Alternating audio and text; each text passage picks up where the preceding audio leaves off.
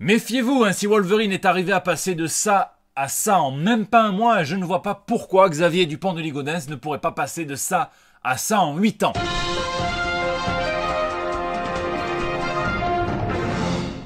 Parce que la vie c'est pas un comics ? Ah bon, première nouvelle, hein, attends 15 ans à Rouen, tu vas voir s'il n'y a pas des mutants. D'ailleurs, une grosse dédicace à eux, hein, ne lâchez rien, j'espère qu'ils seront pris en charge comme il se doit. Ici votre fidèle Cominé Comics, vous êtes dans l'émission qui fait le tour de l'actu de l'industrie du comic book et de ses dérivés, c'est le 214e JT Comics et tout de suite, sans plus attendre, on passe aux news de la semaine.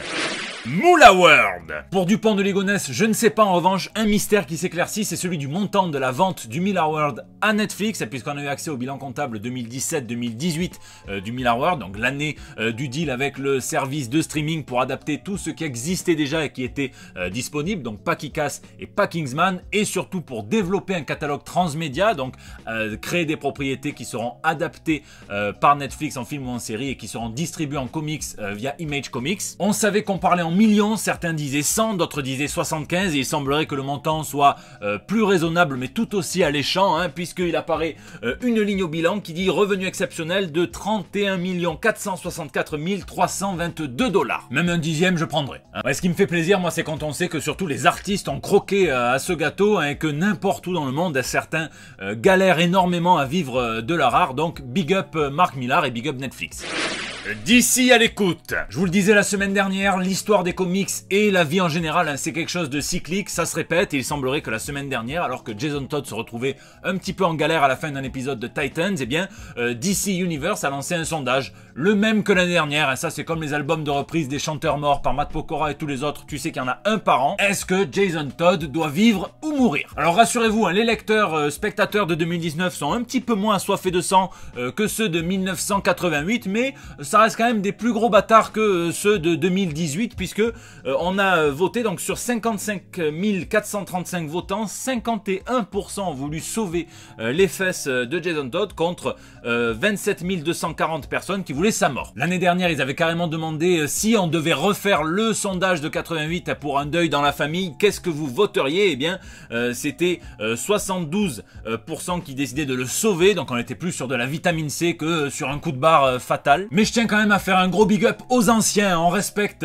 ceux de 1988 qui ont voté quand le sondage est paru dans les pages des comics, parce que déjà nous là ça coûte juste 2-3 coups de pouce sur un smartphone et on peut voter une fois par jour, alors que à l'époque eh bien il fallait composer un numéro de téléphone à certaines heures puisque la ligne n'était pas tout le temps ouverte et que ça coûtait 50 centimes de dollars, hein, soit pour tuer Robin soit pour le sauver. Il y avait eu 10 614 votants, 51% avaient voté pour le tuer, 49% pour le sauver. Ils avaient perdu, et on a su après que certains haters de Jason Todd avaient voté jusqu'à 4 fois pour le tuer, ce qui représente 2 $ d'investis, soit à peu près 3 comics de l'époque. Eux, c'était des vrais sadiques. Après, rassurez-vous, hein, le sondage de 2019 n'est là que pour amuser ceux qui aiment un petit peu torturer des enfants, puisqu'il n'aura aucune incidence sur la série qui a déjà été tournée et scriptée d'un bout à l'autre. Je vois que Marc Dutroux est déçu.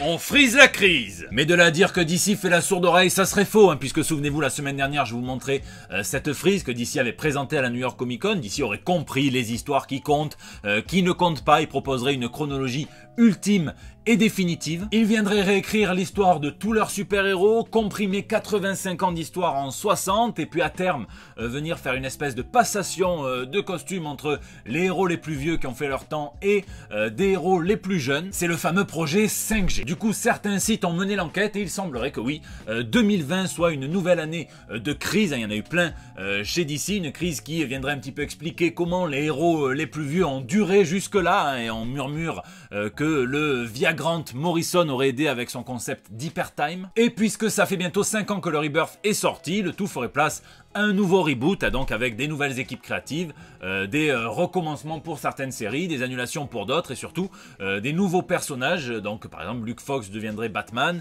John Kent deviendrait Superman, etc., etc. Sauf que il fallait s'y attendre, hein. DC a déclaré que la frise chronologique avait été montrée en SD, mais quand même un petit peu à noter au cas où quelqu'un viendrait la décortiquer, donc ils avaient prévu un petit peu que ça fasse du bruit. Eh bien ce n'était pas une version qui était prête à être montrée. Pourquoi vous l'avez montrée alors? Et qu'elle allait subir des changements, et que on sait depuis que les réactions des fans auraient joué dans ces changements. En gros, ils ont fait une petite phase de test sans s'engager, à l'œil, gratos, et maintenant il me tarde donc de voir ce qu'ils vont nous présenter d'officiel, mais ça sent quand même l'usine à gaz cette affaire.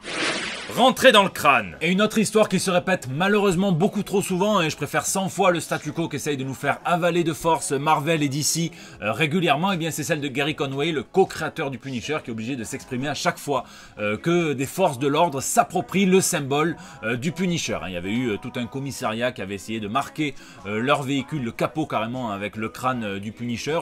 On sait que c'est un symbole que l'on retrouve très souvent sur les uniformes des armées aussi bien occidentales qu'orientales. Il y avait aussi un flic français qui l'avait collé au dos de son tonfa, donnant un tout nouveau What If, Daredevil, gilet, Yellow, et si le Punisher était responsable de l'accident qui avait aveuglé Matt Murdock. Une série de 120 chapitres, 10 ans de mystère pour arriver à la conclusion, un spoiler alert, on ne peut pas prouver qu'un coup de matraque très fort dans les yeux soit responsable de la cécité de Monsieur Murdock. Bon, et cette semaine, c'est le cas à Dallas où un policier a customisé sa casquette, donc du département de police de Dallas, avec derrière le logo du Punisher. Et là, Gary Conway a été on ne peut plus clair, on ne peut plus logique, il dit tout flic, entre guillemets, qui porte le logo du Punisher dans l'exercice de ses fonctions associe l'application de la loi à un hors-la-loi. C'est, toujours pareil, entre guillemets, un flic, sont une honte pour les officiers de police sérieux dans le monde entier. Ils font preuve d'un niveau d'irresponsabilité débile et devraient être renvoyés sur le champ. J-Beer, simple, basique. Vous le savez, le Punisher, c'est un de mes personnages préférés chez Marvel, donc je comprends tout à fait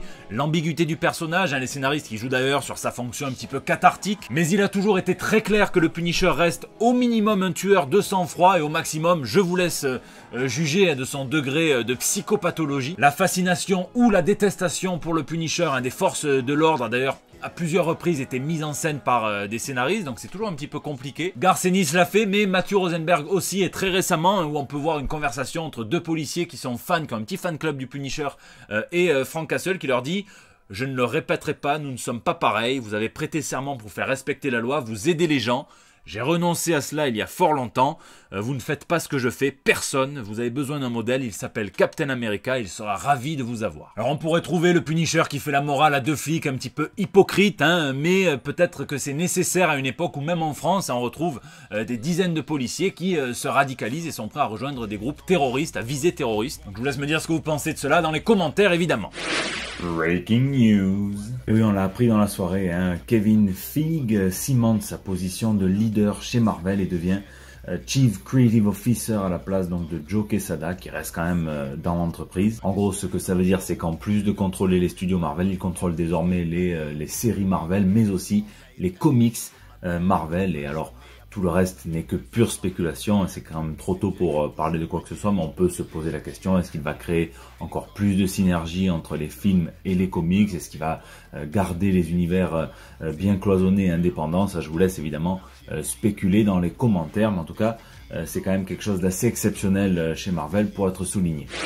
Point ciné. Ça bouge un peu au niveau ciné, ne me spoilez pas le Joker, je n'ai toujours pas eu le temps d'aller voir ce film qui a dépassé les 500 millions de dollars au box-office, qui est bien parti apparemment pour dépasser le milliard. On a vu certaines photos de tournage du Suicide Squad de James Gunn, qui se transforme en archéologue et qui allait déterrer des personnages du catalogue de chez DC complètement improbables. Mongal, Javelin, Blackguard, Savant, Weasel, Rocket Raccoon mais enceinte. Et il y a même Armful of Boy, que les nombreuses crises successives de chez DC n'auront pas réussi à effacer, c'est bien se demander à quoi elles servent. On a vu Ryan Reynolds faire une photo au QG de Marvel Studios, ce qui a excité les fans de Deadpool, un petit peu comme Jean-Marc Morandini dans les vestiaires de sport d'un collège. Il écrit: j'ai auditionné pour le rôle d'Anthony Stark, c'est mort, mais le type sympa avec le taser m'a escorté jusqu'à la sortie. Récemment, c'est les scénaristes du film Deadpool qui ont donné un petit peu d'espoir aux fans en disant que le troisième tiendrait toujours, qu'il serait toujours rated R. Ça, c'est un truc que je croirais que quand je le verrai, quand on connaît la politique des films matures pour Disney. Et enfin, après des semaines et des semaines de spéculation, on est fixé, c'est Zoé Kravitz qui incarnera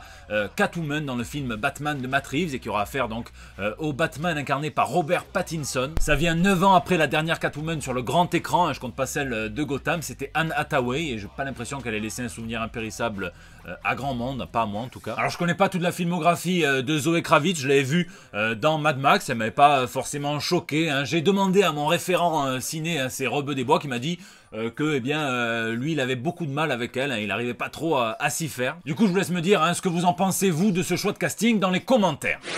Lisez, lisez et lisez. Cette semaine, je ne vous parlerai que d'un seul comics qui m'a fait kiffer autant que ce qu'il m'a fait enrager. C'est The Batman's Grave, donc le tombeau de Batman, par Monsieur Warren Ellis, par Kevin Nolan à l'ancrage et par Brian Hitch au dessin. Alors sans spoiler, parce que ça vient tout juste de sortir, j'ai adoré parce que c'est frais et que ça fait du bien quand on a tout plein de titres sur Batman d'en avoir un qui sort un petit peu du lot. On y voit une relation Batman-Alfred assez inédite, hein, un Alfred donc qui n'hésite pas à un petit peu critiquer ouvertement les méthodes de Bruce Wayne qu'il aime et qu'il ne veut absolument pas voir mourir. C'est un commentaire qui est très politique, alors qu'attention à ceux que ça offusque la politique dans les comics. Et en même temps, c'est pas si révolutionnaire que ça, puisque ça reste un numéro 1, qu'il faut présenter le personnage et qu'on en revient à des grands fondamentaux comme le fait que le personnage de Batman a tout de même été créé dans ses premières années. Il a été conçu comme un équivalent un petit peu à Sherlock Holmes, un grand détective. Et Warren Ellis joue à fond la carte de l'enquêteur avec un petit vernis à la Thomas Harris, qui pour moi est l'un de mes romanciers préférés. Donc il a écrit Dragon Rouge et après Hannibal Lecter, Le Silence des Agneaux, etc. Et on retrouve très clairement un petit côté Will Graham dans Batman. Alors pourquoi j'ai enragé, vous allez me dire? Eh bien parce que ça fait des dizaines d'années que je lis des comics et je me suis toujours pas fait à ce putain de format sérialisé. Donc j'ai su, quand j'avais fini de lire le numéro 1, que je devrais attendre 11 mois avant de pouvoir tout lire d'une traite, puisque c'est là que pour moi on comprend mieux les enjeux d'un comics. Et ça me fait chier parce que j'ai adoré évidemment la narration de Warren Ellis, j'ai adoré même le lettrage qui est un petit peu différent, j'ai aimé les dessins de Brian Hitch, même si j'aurais peut-être préféré voir, enfin j'aurais aimé voir par curiosité un mec comme Phil Lester en semi-réaliste sur ce genre de récit. L'ancrage de Kevin Nolan, c'est toujours un gage de qualité. Donc du coup, vivement la suite. Voilà. Je continue aussi de préparer la Paris Comic Con. C'est déjà la semaine prochaine. Ça passe à une vitesse de fou. Hein. J'aurai 4 interventions. 2 où j'ai été convié par Panini. Donc pour animer tout d'abord une conférence sur la vie et l'œuvre Marvel du coup de Jim Starlin. Une autre, c'est pour l'anniversaire. Hein. C'est les 80 ans de Marvel qu'on fêtera avec Monsieur Roy Thomas et Monsieur Esad Ribic. Cette conférence sera co-animée avec Aurélien Vives, qui donc est le community manager de chez Panini, qui sera aussi le co-animateur de la conférence avec Jim Starlin, avec Karen Gillan. Il y aura aussi Ryan Menarding, qui est donc un concept artiste qui supervise beaucoup de films du MCU, surtout la partie cosmique, et Alexis Briclot, qui travaille pour Marvel. Donc ça sera en co-animation avec Aurélien Vives, et il y aura une conférence sur le chouchou, sur Donny Cates. Il y aura aussi une dernière conférence que j'animerai, que j'ai nommée YouTube et Comics Club de lecture 2.0. Vous y retrouverez Alcor, Chris, ça je vous l'avais déjà dit, mais j'ai rajouté quelques invités, hein, j'ai rajouté Marvel ainsi que Comics Party, hein, ça c'est les gars sûrs. Monsieur Bruno Bessadi sera au Comic Con, il nous prépare une petite dinguerie de print que je vous offrirai avec plaisir pendant les séances de dédicaces. Bon, vous repartez pas les mains vides. Ça va être complètement fou, il me tarde vraiment d'y être. Cette semaine j'ai aussi regardé El Camino, puisqu'on a fait toute une sculpture au point sur Breaking Bad, qui a eu des soucis, on l'a finalement pas diffusé en live, on l'a diffusé collé avec une review